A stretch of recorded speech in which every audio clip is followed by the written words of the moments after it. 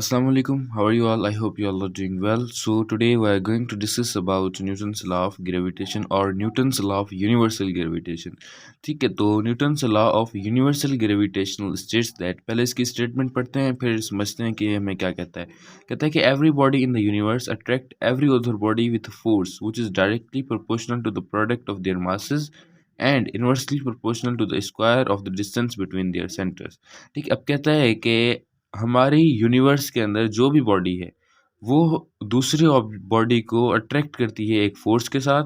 वो force directly proportional होती है उन बॉडीज़ के मासेस के प्रोडक्ट के साथ और इन्वर्सली प्रोपोर्शनल होती है उन बॉडीज़ के बीच में जो डिस्टेंस होता है उसके स्क्वायर के साथ। ठीक है, किस तरह से अगर हम एग्जांपल लेना चाहें कि ये हमारे पास एक बॉडी है। ठीक है, ये बॉडी इस दूसरी बॉडी को क्या करेगी, अट्रैक्ट करेगी। ठीक है, ये एक बॉडी है, ये एक बॉडी इस दूसरी बॉडी को अट्रैक्ट करेगी या ये वाली बॉडी इस वाली बॉडी को क्या करेगी, अट्रैक्ट करेगी। ये दोनों एक दूसरे को क्या करेंगी, अट्रैक्ट करेंगी।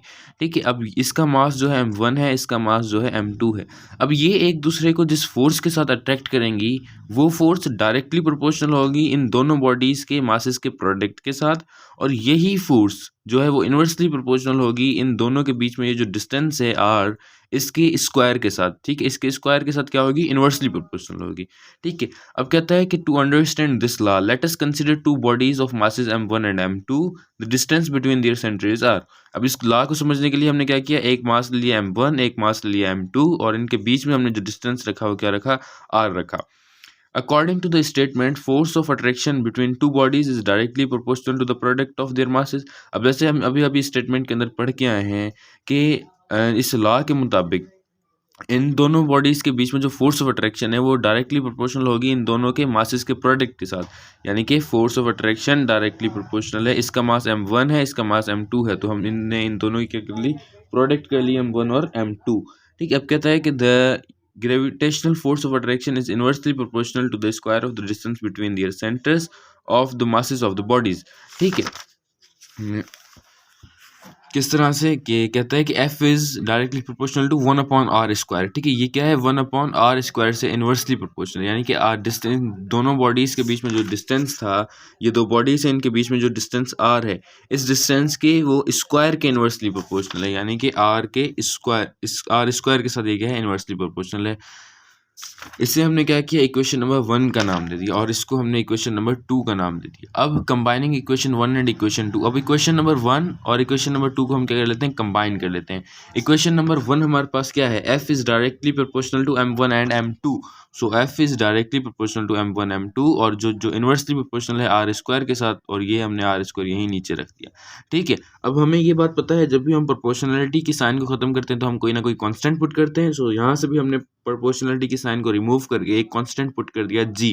सो f is equals to g m1 m2 upon r²। ठीक है, अब कहता है where g is the constant of proportionality known as universal gravitational constant. अब यहाँ पर ये g क्या है, g प्रोपोर्शनलिटी कांस्टेंट है जिसको हम नाम देते हैं universal gravitational constant. The value of g in SI unit is 6.673 into 10 power minus 11 newton metre square per kg square. अब इसकी g की जो वैल्यू है SI यूनिट के अंदर वो हमारे पास क्या है, 6.673 into 10 power minus 11 newton metre square per kg square. ठीक है, this is very small value g, ये बहुत छोटी वैल्यू है, ये हमारे पास जो वैल्यू है क्या है, बहुत छोटी ही वैल्यू है। अब g रिमेन्स कांस्टेंट एवरीवेयर। अब ये जो g है, g हमारे पास यूनिवर्स में हम कहीं पर भी चले जाएंगे g की वैल्यू हमेशा स्मॉल ही रहेगी, यानी कि यही रहेगी। ऐसा नहीं है कि अर्थ पे g की वैल्यू 1 है तो हम किसी और प्लेनेट पे चले जाएं या कहीं और चले जाएं तो वहाँ ये g की वैल्यू चेंज हो जाएगी। नहीं, पूरे यूनिवर्स के अंदर ये g की वैल्यू इतनी की इतनी ही रहेगी, यानी कि स्मॉल ही रहेगी। We do not feel the gravitational force of attraction between objects around us। अब हमारे इर्द गिर्द यानी कि हमारे अराउंड सराउंडिंग के अंदर जो ऑब्जेक्ट्स हैं हम उनके बीच में ग्रेविटेशनल फोर्स को फील नहीं कर सकते।